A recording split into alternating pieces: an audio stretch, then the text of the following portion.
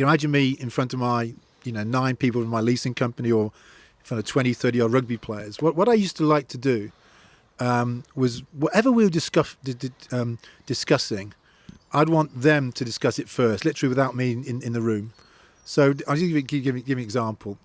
And this is just some of the behaviours, because I think the way you operate off the field of play reflects how you operate on the field of play. So let's take a thing called time.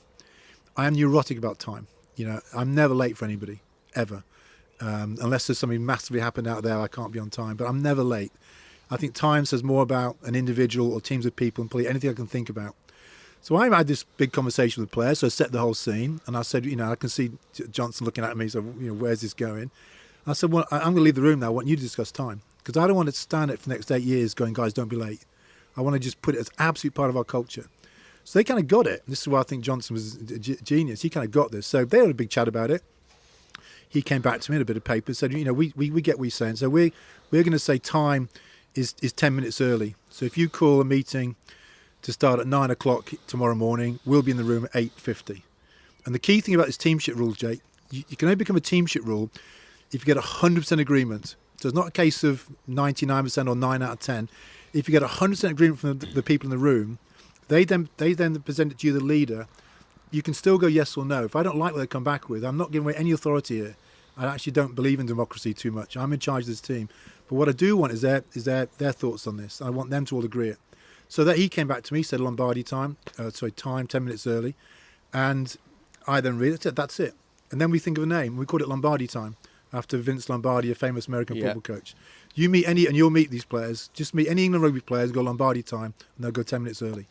So things like that, then you start to build up. Would they then, if a player was late getting on the coach or late turning up for training, would you have to speak to them, or would the other players do that for you because they felt it was their rule that they'd created? One, I promise you, it never happened. Right. Never happened. That's because amazing. It never happened. Yeah. If it did, the players would sort it out. Yeah. And if the players couldn't sort it, I'd sort it out. I mean, of course you can be late. Stuff can happen. Things can happen. But and also just to flip that round, if you've got a player then, which I never had, was arriving late, you've got a massive problem. Massive problem. Because you don't forget, we're trying to be the best in the world. We're trying to do something totally special here. And these may seem simple examples, but they're not. They are massive examples. And we then tried to create this whole set of teamship rules. And literally by the time we got to Australia, we had hundreds and hundreds. We had a black book. Everything was in this black book. Everything was documented. Can you remember a few others for us? I can remember loads. Just things like dress, language, loads of stuff. Timekeeping was absolutely huge. The way we handle the media, whole load of teamship rules, and everything was documented. And when you've really cracked it, and this is I think the point you're making, which is brilliant. When you've really cracked it, and say you're one of the players. So Jake, you come to me and say, Clive, we need to discuss this. That's when you cracked it, because your team start to see areas we need to improve in and all this sort of stuff. I mean, it's interesting, with what's going on now in terms of the world. We also in this room wasn't just rugby players. My number 2 was Louise Ramsey. I did that on purpose. We had a lot of females. We had female physios.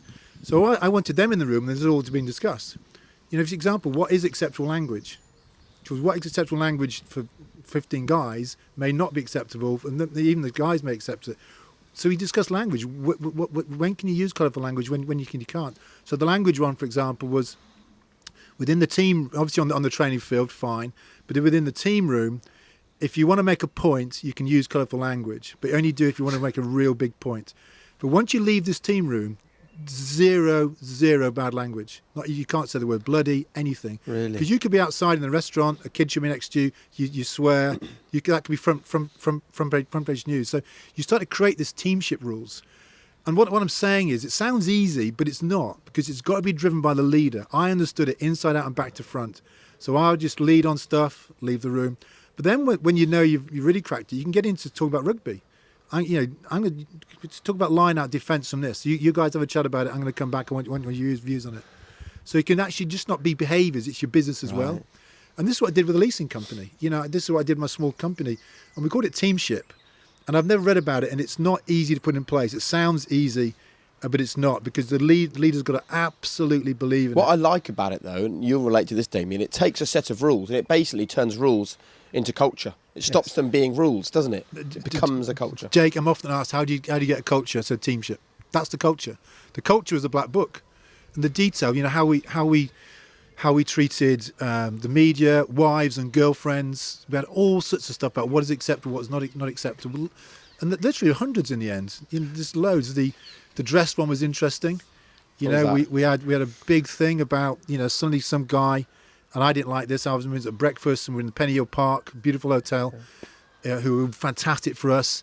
And then some guy came walking in. One of the players came walking in breakfast with flip flops on. I'm going, that's just so. I couldn't wait to get to the next meeting, guys. Who thinks it's right for people walking in breakfast with flip flops on? Now, you weren't barefooted, but flip flops. And of course that. It's funny how. Oh, here's a good one. Here's a good one. Books and press. Books and press. Now, you know, because you guys are from the media, the books and press. I'm the England head coach. Half the team is able to write books about what's going on. Half of them have newspaper columns. They have agents. They have media people. I said, this is quite tough because, you know, when I'm in this room and anyone else in this room, I want to be myself. I don't want to have to worry about you guys writing about this in tomorrow's newspaper or writing a book about it in 3 or 4 years' time because I'm exposed. And also because I want some teamship rules about books and press. And this wasn't just one meeting. This went on for months and months and months because you had a whole bunch of the teams. I'm just going, guys, we're trying to win the World Cup and be the best team in the world. Who wants to write a flipping book? Do it after we win the World Cup. Who wants to write a newspaper column?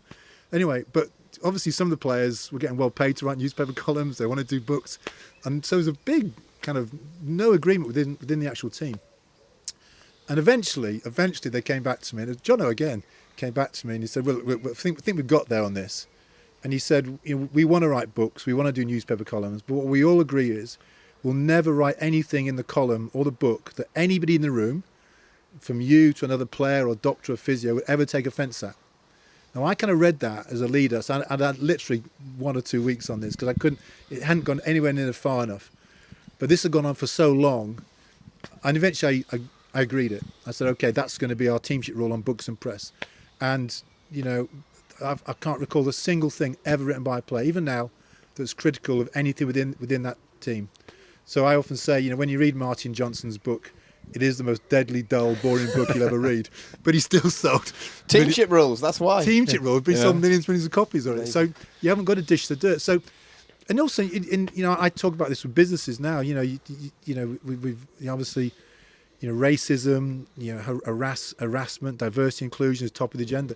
What I'm saying is, get it out on the table, talk about it in the team, create your own teamship rules where everyone in the room is comfortable with it, but this is where you can do it. But people sort of don't talk about it. They don't get it out on the table.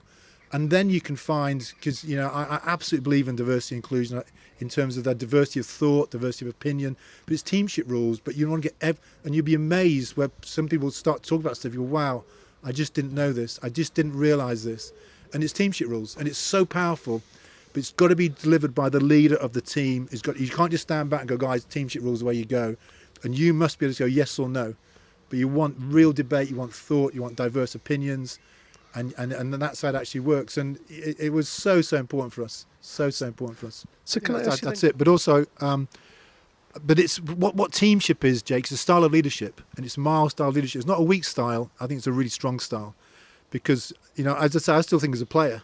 So if I can still think as a player, if I was sitting there as a 24-year-old and I've got an idea, you know, and I couldn't feel before empowered to actually stand up and say it, I think we can do this better. That's crazy.